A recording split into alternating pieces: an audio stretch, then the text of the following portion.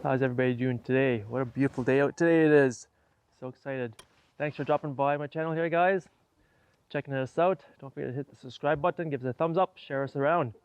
So today is part 2 of planting our food forest. We got blueberry bushes in.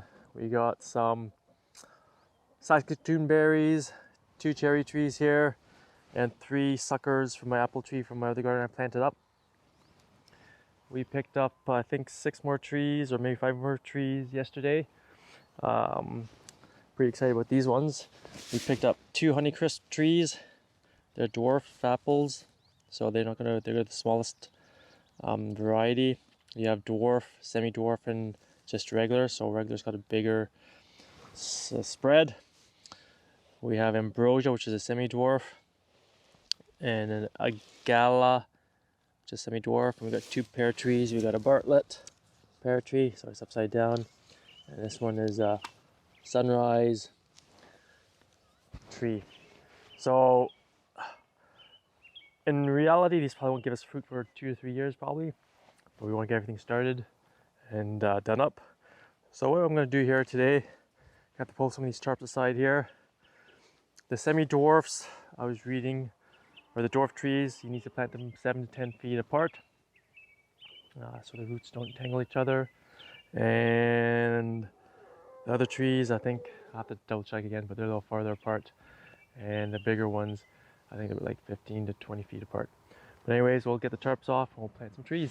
All right, so I've just measured out 10 feet between the trees and 10 feet between my other trees here.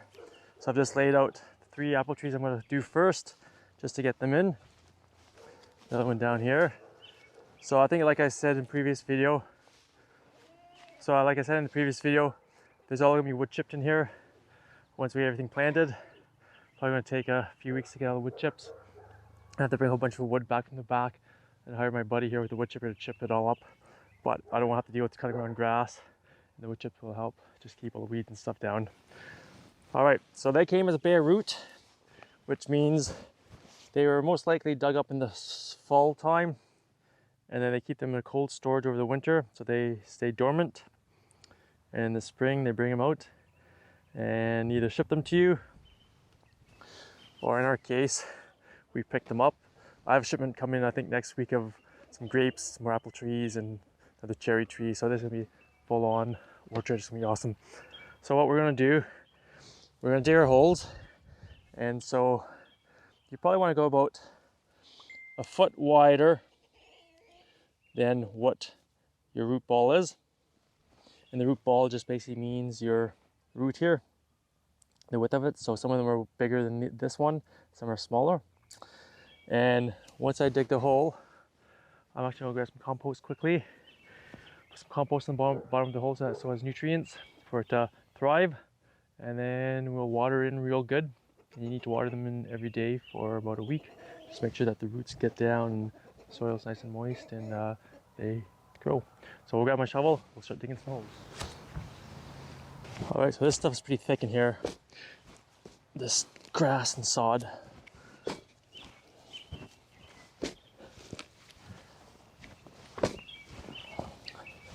So I may even go a little wider than the foot around, just so that the grass does not creep into the space where my plant's gonna be, or the tree's gonna be. So more is always better than less if you have thick grass like this. Just gonna help the tree not have to compete with all the weeds. Just cut this in half just so it's easy to get out. All right, so here's this. So we're just gonna take this off quickly. Just gonna shake off as much soil as I can.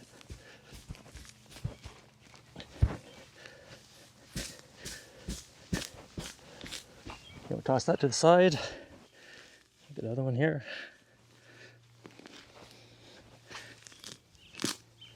As you can tell, trying to rip it up, the grass release rooted well. So you can take your shovel too here just to hammer it off. It's really nice soil here too.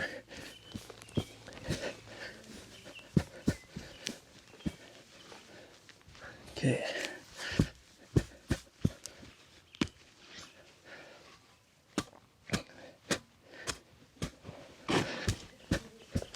All right, so now I'm just going to dig this out a bit more. And these trees have been grafted too. I think you can sort of tell here. It's got the tape on it. So when they graft the trees, what that means is they're using a different rootstock that's resistant to diseases.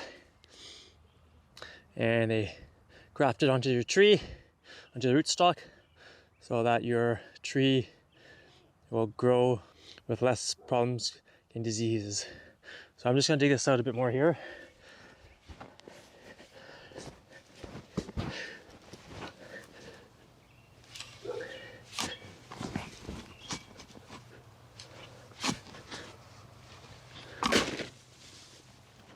All right, when you bury your tree, you don't want to go below or too far up the system here, because it could end up making where it grafted, root out, and you'll just have your root from your grafted tree. So we're just going to bury it up to here.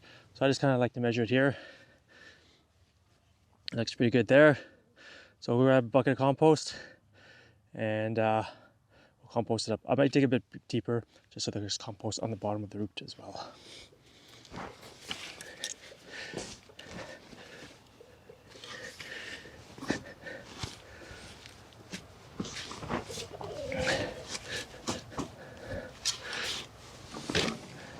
As well, you want to make sure that your hole is big enough.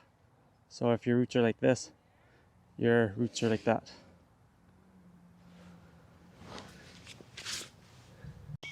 Okay, I got my compost here. I'm going to sprinkle it in. Going to do a nice good layer of it. So it gives it the nutrients it needs. There we go. And now the tag, I'm just going to pull the tag up a bit so it doesn't get buried. All right, we're just going to take this and backfill it.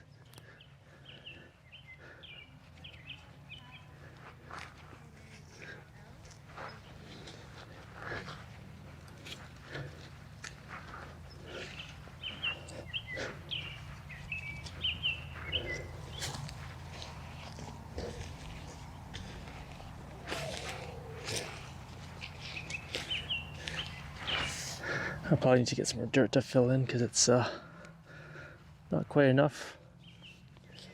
See if I can't bang out some more dirt from this.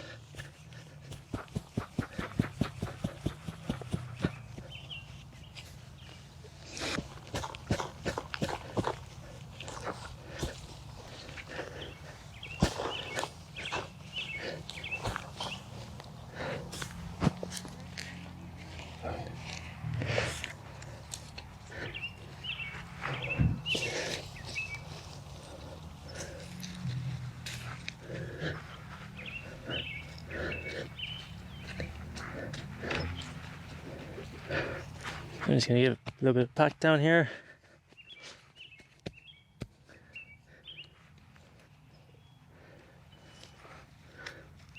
So you want to leave a well here so that when you water it in, it saturates it really well.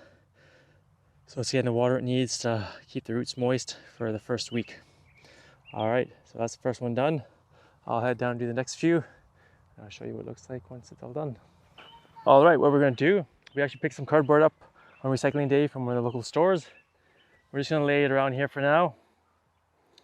And then lay some wood chips just so it prevents anything from going in right now. And when we get more cardboard and more wood chips, we'll fill everything in. So we'll get this wood chips on it right now. So I've done like 2 layers of cardboard so it lasts longer to kill more weeds fat for a longer point of time. And we're just going to go like this. Just gonna make sure that all the grass is covered so that it does its job.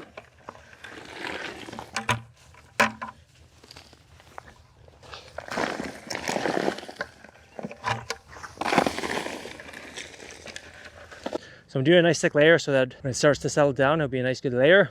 And then when it starts breaking down, it'll provide lots of nutrients for the tree as well.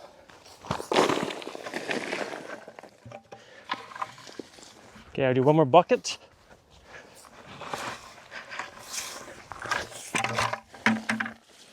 All right, so I'm leaving a nice hole in the center too, so that when the rain falls, it can fall into the center and water the tree, and it gives space for watering as well. So I'll finish the next few ones and show you how she looks after we're done. Okay, we have the cardboard and wood chips down now on each tree, and we left space in there to water. And I've got 3 more apple trees coming, which will be going in here. And the wood chips, or sorry, not the wood chips, the pear trees we're going to put on the other side of the fence there. We got Logan doing some work today, make him earn his apples in a few years, right? He's excited. He'd rather be on a switch right now. And Kristen's just laying out the tarps now between the trees for now until we get enough wood chips to chip it all. But we really want this grass dead, so that we can actually put wood chips down without having the roots or the grass coming up and invading everything. I mean, like I said, we won't get fruit for a few years, but gotta get established, started, so that we can get it going. So thanks for watching, guys. Hope you have a great day out there, and happy gardening.